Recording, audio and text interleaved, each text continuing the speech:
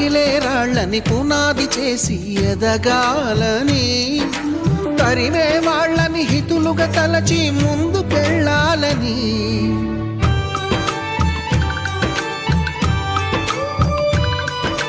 కన్నుల నీటిని కలల సాగుకై వాడుకోవాలని, కాల్చే నిప్పుని ప్రమిదగా మలచి కాంతి పంచాలని, గుండెతో ధైర్యం చెప్పెను, చూపుతో మార్గం చెప్పెను, అడుగుతో గమ్యం చెప్పెను. నేనున్నానని, నేనున్నానని, నీకేం కాదని, నిన్నటి రాతని మార్చేస్తానని.